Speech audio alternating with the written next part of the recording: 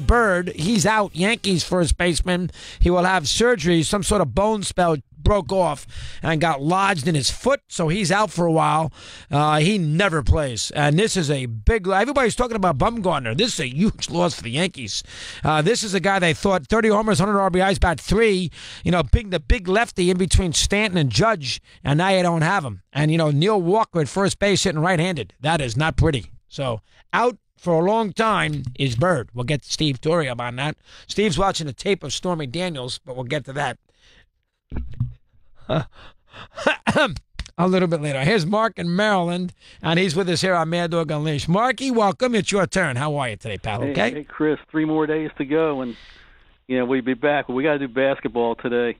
That Kansas Duke game, that was a good. I'm like you. I don't think it was a great game. It was a good game. And Duke is just a horrendous defensive team. I mean, Kansas got an open look almost every time in that second half. They found the soft spot in that zone, which we have been screaming about. Not me, the people we've had on. Right in the middle there, you flash a guy in that foul line who can shoot the ball, and if he can't shoot the ball, can spread the ball out to either wing. That's what Kansas did in the second half, and they got shots. There's no question about it. Go ahead. Yeah, absolutely. I mean, it was just. Duke just you can't have a great game when in 45 minutes they hoist 65 threes and combine and make 20 of them. That's not a great game. I'm sorry. That's not a great game. You can't shoot that. That's a 30% shooting percentage. You can't be that horrific from the field and then turn around and tell me this is an all-time classic. That's absurd to say that. Good game needs to have shot making. You need to make baskets. That is a great game. Now, I can look at the Georgetown-Carolina game and see where we were at that as far as what the shooting percentages was. We know what the Villanova was. Remember, the Georgetown-Villanova game, there was no shot clock in that game. They got to keep that in mind. So, I mean, it didn't take as many shots, but 60 shots, 60 threes in 45 minutes to me, without a lot of made jumpers to me, is not constitute greatness. What else you got for me? Let me hear. Yeah, it's fine. Now, as far as Villanova, I kind of like them. Now, I think they're going to do it now because I would have been worried if they had blown out Texas Tech more than they did, but they played about as bad as they could play and still managed to win that game. So I think they got their bad game out of the way. And it's like you were saying before, they got 5 guys that can score. And I don't see Kansas keeping up with them. I think Villanova is going to do it. Again with get that second one for Jay Wright. I think they got a really good chance of doing it. I think, Mark, they're the best team. I think the best game they could have in the final is Villanova and Loyola. If it's Villanova-Michigan, they're going to beat Michigan. I know it sounds wacky. I think Loyola's, just because of the way they play and the fact they'd be on such an incredible one, would be a better game. But I think Michigan's going to beat Loyola, so that's another problem there. Rich is in Massachusetts, and he's aboard. He's on Mad Dog Unleashed, and we say hello. Richard, welcome. How are you today, pal? All right. What do you have for me? Good. How are you? Fine, Rich. Nice to talk. What's on your mind? I agree with the majority of what you said, and I want to talk about the Duke game and also the Villanova in general. I was at the East Regionals this weekend. In Boston. And good for you. Go ahead. And I can tell you that the reason that you're right about Loyola is that the way to beat Villanova, and I don't think they will. Villanova is the best team by far. By far. And I agree. But the way to beat Villanova, if you can do it, is to press them. They don't handle the press that well. They've got some great players, but even like the DiVincenzo kid that they're talking about, he was lost against them. He had 9 turnovers on his own Friday night, and I know the box score says 6. Trust me, we looked it up at halftime because he had so many. He had 5 in the first half, and we counted at least 3 in the second half, okay? And, but that being said, the problem with facing Villanova is they've got all these kids that can shoot it from outside or inside. And the Spellman kid's great, okay? Pascal's good. Mikal Bridges didn't even play well, and they still won easily. Brunson is outstanding as well. And Kansas, for what it's worth, they shot phenomenal. Granted, Duke just didn't, they didn't cover them properly in terms of the zone. They kept letting Newman, who was having the game of his life, run the baseline from right to left, had the same wide-open 3 from the left corner that, there was no one within 10 feet of him. And where Duke also really made a mistake was when they were up 3, with 20 seconds to go. No, it wasn't 20. Okay, well, Duke had the ball prior to that. No, I know when Duke had the ball. And then Kansas had the ball. Right. Okay, Kansas had the ball down 3. There's 25 seconds to go, ballpark. A little more than that. About that. And there was a little bit of a scramble, and Duke had a foul to give. And Duke should have given the foul just to reset and get them, and so they could run them off the three-point line, okay? And even if they score, they still got the lead. They're going to the free throw line. You know, I'm not saying they guaranteed would have won, but clearly that was something they should have done. And as far as the call goes, you're right about Duke getting calls all the time. You're right, that was a horrific call, and it was a huge call, obviously. But for what it's worth, the one they're complaining about, where they said that the kid went out of bounds and he wasn't, they're right. The kid wasn't out of bounds, but if you watch the replay, it was close. The last dribble he took, it was the ball close. Bounced on the end line. And maybe. That was close. By the way, you want to have a great ball game? This is from Allen White Plains. When Villanova beat Georgetown 85, no shot clock. Villanova shot 79%. Georgetown shot 55%. That's a great game. That is a great game. You talk about two teams who shot well over 50% and played a classic two-point game. Yesterday, in a Duke game, they hoisted in 45 minutes, and hoist is the right word, 65 threes. 65 threes. It's almost a 3.5 a minute. Think about it. 1 3.5 of another in a minute. 65 threes, and they barely made 30%. That's not a great game. I'm sorry. That's absurd. Nice game. Nice little ball game. Nobody's going to argue with that. And the games this weekend were horrendous. So it saved it from that standpoint. Saved it. You haven't had a lot of great games in this tournament. You know, I've had some good games. Loyola, Nevada, a good game. Loyola, I didn't see the Loyola, Tennessee. Obviously a good game. Loyola, Miami, obviously a good game. You know, you have not had, UMBC and Virginia stunk. Kentucky, Buffalo, Arizona wasn't that competitive. You didn't have as many great games as everybody going waxing poetic on the NCAA. Villanova has not played a great game. Well, what game did Villanova play that you had to watch? Texas Tech? I don't think so. The first game? No. What game did Villanova play in the second round? They beat somebody. They beat Alabama, won by 40. No. West Virginia was a good game. They played one good game in 4. One. Simple. Eric in Long Island, New York, joins us here on Mad Dog Unleashed. Go ahead there, Eric. Go ahead. What do you have for me? Doing good, dog. Listen, to me, it all depends on how you want to define the word epic. Was it an epic game? No. But was it an epic game in the sense of what we've gotten for this NCAA tournament? Absolutely, dog. You look at the other 3 regional finals, Villanova, Texas Tech prior to it, a complete bore. Yep. And I know Texas Tech got it down to 5. That game was never a chance. 100% right. 100%. Florida State and Michigan, if you didn't need 2 Advil at 11 o'clock at night just to go to bed. What an awful game that was. Awful. Terrible.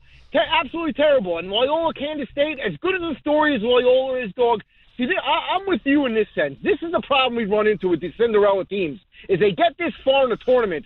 I'm sorry, dog. If I'm getting ready for a Final Four this Saturday, I want to see the Blue Bloods. I want to see a North Carolina, Kentucky. I want to see a Duke and Villanova. Or, I could settle for Kansas, Villanova. But, Loyola and Michigan, if Michigan is not playing as well as they did against Texas A&M, where they're basically making every shot, what does Michigan bring to the table? They're a good defensive team, but they're a pretty boring team to watch. I too. They're not fun to watch. I completely agree. 100%. I will say this though about Duke and Kansas. At 5 o'clock on a Sunday, dog, leading into 60 minutes, when everybody was going to want to watch that anyway. Right. There's nothing else in the sports world going on. You got no golf. Federer's not playing in a tournament. Hockey and NBA haven't started their playoffs yet. When you have Duke and Kansas and that's I agree. That's watchable. To me, what made it, I call it a classic, not epic, but classic, because I got to use that word lightly. Is the setting of where it took place, the time of day, and what it was up against. Right. And there was nothing else to go to. All right. I thought it was a highly entertaining. All right, I'm game. going to ask you a question. Epic to me is this: North Carolina and Georgetown in '82. 63-62 Carolina. You had 3 Hall of Famers in the game. You have no Hall of Famers in this game that we saw the other day. 3 Hall of Famers in the game. Ewing was a freshman. Georgetown shot 53%, and North Carolina shot 54%. And you had Jordan, Worthy, Perkins, Doherty, Matt Doherty, not Brad Doherty, wasn't there yet. Floyd, Ewing, Eric Smith. That is a great basketball game. That is an epic. That is an epic. This game, when you shoot, when you have both teams with Hall of Famers on the court, shoot well over 50% in a 1-point game, and then you have two teams yesterday with probably no Hall of Famers on the court, maybe Bagley, but probably none, who hoist 65 threes and make 20 of them. How the hell is that a great game? Dog, I think a lot of it had to do with the 18 lead changes, the back and forth, nobody really getting separated in that game with a big lead. The fact that it went to overtime, the Allen shot rolls out. I mean, again, like I said, nothing else going up against it. The tournament prior to that game was a complete bore. I mean, Villanova was never threatened. Michigan's, we just went over that with them. I get it. I mean, I'll tell you one thing about this Final Four. I mean, I agree with you. The only thing that's going to be juicy Monday night if Loyola, the little engine that could, is playing for a national title. Because if you got a Michigan-Villanova... Oh, that's a terrible game. You're looking at 62-58. Oh, terrible. It's going to be a complete... By 11:30 at night, you're going to be waiting for one shining moment. And that's also on TBS, I might add. That is a rough... They need... I tell you, I never thought I'd say this. They need Loyola in that final. I mean, I hate to say it. They need Loyola in the final. That's where I want Al, Steve Torrey, and everybody out there, Bill Self, who was talking about the greatest game I've ever been involved in. All right, hold on now. I just gave you two finals, all right? Now, you want to sit there and tell me these are finals compared to a regional final? Fine. You want me to give you the Maryland-NC State game in the ACC final? You want me to go out there and throw you Kentucky-Duke? I'll do that if you want me to go there. You don't want me to do that. So I'm giving you two finals in the early 80s, okay, that were 50 times what you saw yesterday. Not even an issue. Now, Steve doesn't remember these games, 17 years old. 50, and Steve was in bed. 50 times better than what you saw yesterday. You can't tell me you can't have 65 threes in a 45-minute slugfest and there's only 20% of them made, and then sit there and tell me it the next day on Sports Talk on Sirius XM.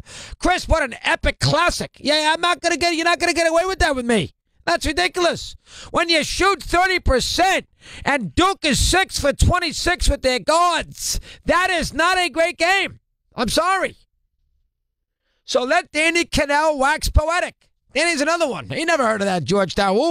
Ewing played against Jordan. When was that? He don't know. I thought they only played against them in the NBA. They don't know. Steve don't know. These guys. God, thank God I'm here. Here's Max in Memphis, and he's with us here on Mad Dog Unleashed. Max, good afternoon. How are you today? Doggy, you want to talk 65 shots. Let me talk to you about a number. Yeah. 23 lead changes. Most of them in the last 10 minutes. You are not a fan of sport. Do you even like sport, Doggy? You think that is not a big-time game? No, hold on. I said epic. EPIC. It was a nice little game. I'm talking epic. Epic. You used the word, I read that quote 50 times. When you start throwing the word epic to me, we've been watching this for 50 years. When you start throwing that word epic to me, we got problems. Because I'll give you 40 games that I have seen in the NCAA tournament better than that. 40. It's been a 10 game for the last 10 years. It's been a top 10 game for the last 10 years. I'd have to can I at least think about that for a minute? God, you threw something on me. I'll give you a better game than this. Go ahead, give me this game. Go to the 79 Final Four. Again, another game that Danny Cannell wasn't born yet. And Toy don't know. Go to 1979. Could you do that for me, Eddie? And show me the DePaul game against Indiana State. Semifinals. I think the final was 82-80. Show me that game. Give me the box score there. You didn't see him shoot 20% in that game. That's Larry Bird. Not a chance. And you had these idiots yesterday hoisting threes. Gary Trent from half court. Let me throw one up. Maybe he'll go in. Oh, my God. And then I called Troy this morning, first thing. I'm on a train platform, and he's telling me this is one of the all-time great games. Not to mention the fact he's upset at Leonard Hamilton with Dana Jacobson, one of the dumb questions of all time, because Reggie Miller brought How it many up. lies can you tell over a 5-minute period? Stop. Yeah, I said this was a classic. Tell the truth. Oh, yes, you did. No, I didn't. You called it an epic. No, I did not. Yes, you did, Steve. Don't lie to me I'm going to now. walk out because this is going to bother me. And, of course, you're pissing me off because this is what you want to do. You know I never uttered. Yes, you did. One of the great games. Never uttered those words. And you thought that Jacobson did a tremendous job. Yeah, I did. That'll fight you on for sure. Oh, come on. See, that's not the first. Well, no, here's what I'll say, okay? Well, you can't ask that as the first question. Here's where you're wrong, because you're not taking into account. I don't care what Reggie said. No, I don't care about Reggie. First of all, Reggie Miller and the broadcast team was not the only people in the world that were suggesting that. If you watched any post-game show, or maybe I guess you didn't, because you bailed on the game. Steve, the game was, you're telling me that's a good basketball game? By the way, got an awful rating. One of the worst games in the history of the sport. What a shock. You may continue. Yeah, wow, we're talking ratings again. That's wonderful. Well, you go ahead. That's all you ever do. Talk about the ratings. The ratings. Go ahead, boy. What was your My take? point is, in her defense, you have no idea like what the length of the interview is going to be. First of all, they're required to do it, right? It's like I heard some people saying afterwards, oh, well, maybe you shouldn't do it. There should be a cooling off period. No, it's part of the deal. They have to do it. It is. As part of the contract, the losing coach has to do an interview. So the question is, Are you sure about that? Yeah, I heard Jay Billis say it, and he would know. Did Krzyzewski do one yesterday after the game? I didn't see it. He did. No, they didn't, Steve. They went right to 60 minutes. No, well, I saw it. No, they did not. They might not have aired it, but I saw it on CBS Sportsnet. He was interviewed. Well, I don't care about CBS Sportsnet, Steve. I mean, after the game on CBS, they got out of that game so fast. Well, of course, so you could watch Stormy Daniels. But that's why they got out of the game, but Steve. Krzyzewski on CBS Sportsnet that nobody watches. Whatever. I don't even know. But the bottom line is you're required to do the interview. That I know. Okay, fine. So the question is, how do I know, like, how many, where, like, say if she doesn't ask that question and talks about something else, like your and you could make the argument that you're right, maybe it wasn't the best thing to do for the first question, but I will argue that how do we know, like, whether she is intending to ask it second or third, that the interview is going to get cut off or he's going to walk off, which he did. You see, you only heard it, you didn't see it. He was like he was almost off camera. He was ready to bolt. I saw and it. He acted like an ass. Let's be honest. I saw it, Steve. You can't sit there and tell me watching that bore where they shot 31% and 4 for 17 from 3, and they scored 50 points. You cannot sit there and tell me that the first thing down 4 with 11 seconds to go. You cannot sit there and tell me, you in your little living room with your pepperoni pie, that the thing that you want to have asked is why it didn't. Don't you know by now I don't like pepperoni? You get the idea. That's not what that's the last thing I was thinking about as a sports fan. I didn't care. I mean, the game was over. I'm already wrapped up in 11 seconds to go. That's asking about why I didn't foul down by 4 when they're over the limit anyway, and they can't make a 3, and they have no timeouts left. That's not what I'm thinking about. I say, geez, they couldn't throw the ball in the ocean. They had many a chance, and they couldn't score. Leonard, your offense today let you down. Thoughts? Yeah, all right. That's what you asked. You want to make that argument that should be the first question, but I will say this, okay? Yes, there's no guarantee. Again, if that interview goes through the duration without her asking that question, she will be crushed. There's absolutely no doubt. Why? Because you guys on Chris, Twitter let me tell you something. Everybody was talking about that. Stop. Everybody. And you could sit here and say that, there's no way they're going to win, and you're probably right. The chances were very slim. But I mean, again, who is everybody, Steve? What the guys who are on Twitter? Who cares what I'm the not Twitter talking about guys thinks? on Twitter. When I'm watching the game, Chris, I said to myself, how is he not fouling? There's 11 seconds to go. First of all, it sends a bad message to your team when you're sitting there going, Steve, the game was over. He just got the Elite Eight. So I mean, what bad message did he send? It is a bad message. The season's over. If I'm a Florida State fan and I hear him saying, the game was over, that sends a bad message. Make them freaking earn it. It's 11 seconds to go. They're down for the 11 seconds. So what? Did you see the Virginia-Louisville game at the end of the year? No, thank God I missed it. Thank God you missed it? Yeah, when the guy hit a bank shot when they were down 4 with 0.5 of a second to go and they won? And how did that work for Virginia when they played against UMBC? I don't give a crap about the Virginia-Louisville game. I'm not interested in that game, Steve. No, Chris. I could care less. Nobody cares about that game. You're missing the point. The point is there are opportunities where you can come back and win a game. What is it likely? Obviously not. They were in the double bonus. Who got fouled? Yeah, it was Duncan Robinson. What's his free throw percentage? He shoots 90%, but so what? He can't miss one. He's not a 19, 20-year-old kid. He can miss a free throw in college. He's got 2. He's not missing both. I understand the chances were limited, but you can't sit here and say, like, the game's over, 11 seconds to go. That's a crap message. Steve. It is. I'm sorry. Steve. You're wrong. My argument is not, no, you see, this is where you're wrong. I'm not arguing that he shouldn't have fouled.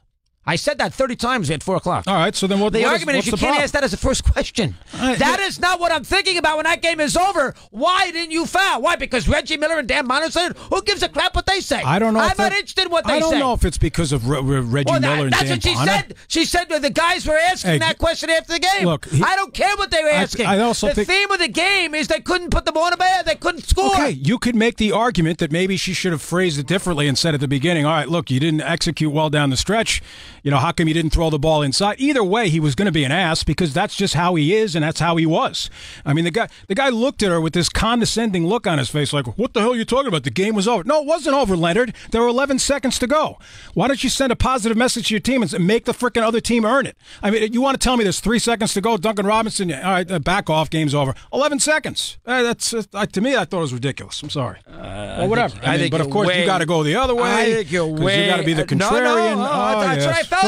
Throw the cold water Eddie, on is everything. that the first thing I said today without even knowing what he was going to say? Tell him, Eddie. Was that the first thing at 10 o'clock this morning I said? I was shocked. What's that? First thing I said. I was shocked, too. I just made this up thinking so I could be different than you.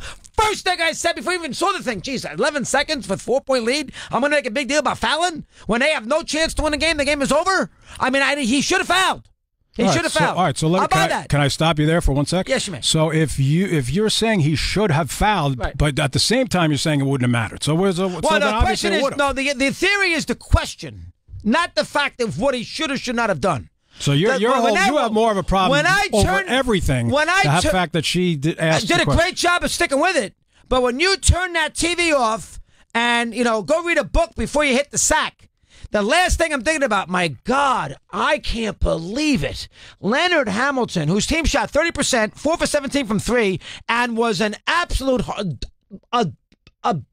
unbelievably horrendous offensively. The last thing I'm thinking about, you can't even breathe. The last thing I'm thinking about is, oh my God, can you imagine how Leonard Hamilton blew this game? Nonsense. No, nobody's saying that he blew the game, Nonsense. but I wasn't thinking about messages. Who gives a crap at that spot about messages? My God. Look, all I know is if I'm a Florida State fan and he says that after the game, that's going to bother me. It is. Now, again, of course, it's a long shot. It's very unlikely. Well, he had a brain lock. I'll buy that. Sure, but I mean, but he also was nasty. He was condescending. He talked down to her. Is that the first thing you were thinking about when the game was over? It was well. It wasn't mine. Well, I'll tell you what I was thinking about. Honestly, not when I score 50 points in the game. I can't shoot. Honestly, I was thinking about how they lacked execution offensively. Should have put the ball down low. But here's the other thing. And they took too many threes. I totally agree. But the other thing is, you were saying the game's over. He's saying the game's over. Do you realize that they were down 10 with 1:50 to go, and they actually got it down to a one-possession game? So my point is, you never know in college. When you're dealing with kids, of course, look, Duncan Robinson probably would have hit 2. Even if he didn't, chances of them, the way they were shooting, you're 100% right. They probably were not going to win the game. Steve, I understand. I get it. They had to make 2 baskets of course, Chris, in 11 seconds. I could figure out math. And have them miss 2 free throws with no timeouts. Right. They're not doing that. Yeah, you're probably right. But you know what? That's why you can't make a big deal about it. You're asking, and I agree, but you're about Hamilton. You're asking that sequence. The last 11 seconds is not where that game was lost. That was not lost there. And that's the problem with what Reggie said, and that's the problem with the question. It's not lost in the last 11 seconds. So in other words, that game is lost by the fact they stink offensively. Okay, so you wouldn't have had an issue if she had started her conversation with Leonard. What happened down the stretch there? You go, blah blah blah blah blah, and then followed it up with that. First off, you always get 2 questions in that situation too. You don't get 1. Probably. Probably. All right, now let's get. But he might have gotten pissed off anyway with a line of questioning about the lack of execution. Well, that he can't. All right, let's get to Duke, Kansas. Where do you want to stack this game up? I'm definitely not putting it on the Georgetown, North Carolina level. Is this an epic game in your level? I don't know if I'd go epic. I thought it was highly entertaining. Is that good enough? Well, how do you want to rate the game? B+? Can't go high, Steve. When you shoot 30% from 3, you can't. No, look, I never once thought it was an epic classic. I thought it was, highly intense. I thought it was highly entertaining. I thought for what was on the line with the 2 programs, with the 2 coaches, it was pretty damn good. But I can't really call it a classic. Well, I would say a step. We agree on that then. Yeah. 65 threes were shot, and they made 20 of them combined. That's not a great game. I'm sorry. I'm not giving you that. When you shoot 30% with 65 threes. Yeah, well, that's the game now. You know. Oh, come on. But I can't. I got to be honest. I can't put it in the we agree classic. on one, we disagree on the other. All right, fine. Well, that makes me feel a little better. Well, good. Now, who do you think's going to win it? Now, let's give you credit. If Kansas wins and Michigan wins. Yeah, yes, right. If they both win, and if Michigan beats Kansas in the final, then I will win the pool. Yeah, there you go. But I don't really. I'm not very confident about that because here's how I look at it. Let's just say Kansas were fortunate enough to get through Villanova. You're going to tell me they're going to beat Duke and beat Villanova and not beat Michigan for the championship?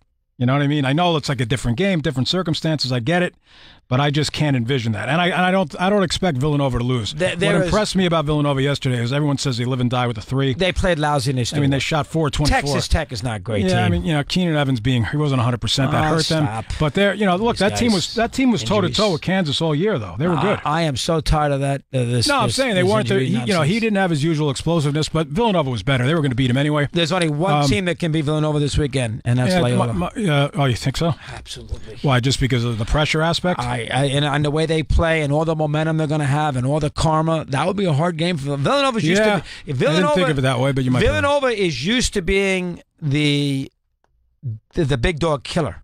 They're used to being the assassin against the big time team.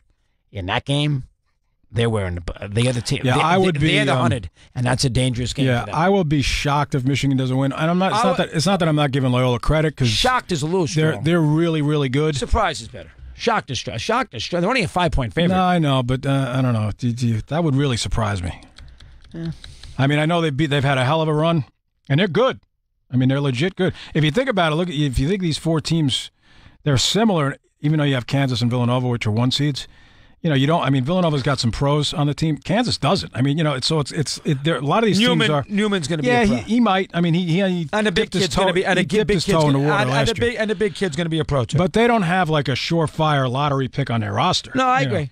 They don't. And also they have guys who have been there for a while. You know what I mean? The big kid from Michigan's going to be the kid from Germany is going to be a pro. When you're 7 feet tall, and you can knock threes, you're a pro. Yeah. I'm sorry. You're going to be a pro. But they're similar in the sense that a lot of these guys have been there and stayed there multiple years. You know what I mean? And Loyola obviously has that because of. Villanova's going to be hard to beat. Yeah, I'm disappointed because Duke Villanova would have been a classic. That would have been good. This is not going to be. But Kansas is not a polarizing team. Anyway. But you still might have a good game. A good game. But I don't care one way or the other about the game. Because I don't hate or like Kansas. Right, they're Kansas. And I don't hate, and I can't. I love Jay, so there's no hate or love with Villanova. Right. With Duke, I got a little polarizing thing going on. Anyway, Bird's out 8 weeks, correct? He's always hurt. It's so discouraging. Always hurt. I was really excited about him this year because of all the attention everybody else was, and you almost like forget him. And he's going to be finished now for the year. That's going to be a troublesome foot for the rest of the year. He's never healthy. Anything else? Let's see what else. I love you, Steve. Michael Bennett, you're my pal. Michael Bennett turned himself in to Houston Court today. All right. Odell Beckham Jr. Heard kneel about this, down to right? that, Mike. Go ahead. You may continue. You heard about Odell Beckham Jr.? What's the latest? Well, there were reports indicating that he will not set foot on the field until he gets a new contract. John Mara said yesterday that no one's untouchable. Today, Steve Tisch said that an extension for OBJ is not on the front burner, but added that he hopes that he remains a Giant for years to come. Okay, next. And unfortunately, that NBA G League player passed away, Zeke Upstraw. I didn't know that much about that one, but I heard you say it. Okay, very collapsed on the court. Nice to see you, Steve, today. It was nice. It was nice to be here. And Ray Allen today and everything else. See, the problem with it is I don't have, you guys don't, you and Cannell, for you to sit there and break down the Carolina Georgetown game, you guys, or you can't do it. So that's the reason why. Who can't do it? Carolina Georgetown, you can break that game down? Where were you? 1982? Where were you that day? I was home watching it. I was a senior in high school. I don't have any memories of that. Did Mom let you watch it late? Oh, Or did you go to bed at halftime? She told me to go to bed at halftime, right, at 9:30 when I'm 18 years old. The game was at not 9:30, Steve. The game started at 9:12, so that it was been 10:30, and you would have been in bed. You really do have issues. It is amazing. I love you. You're right. I have no memory of that game. But you always say yourself that it was tarnished by the fact it that was. But that game is compared to this game. No, there is no that game was far and away better. No, let's not go there. That's not fair. That's not fair. And this game wasn't as good. I didn't see it live. This game was not as good as North Carolina and Duke either. In 90 whatever year that was. North Carolina and Duke. Duke and Kentucky. Duke and Kentucky. Well, that was a great game. What year was that? 93? 92? 92? All right. You're funny. That was a great game. Greg Bird out of the... Yeah, it's a problem. I'll see you shortly. Like the glasses and the pink shirt today. Glasses are off now. I don't need him to read. Only to read, rather. Read come back here. Mad Dog.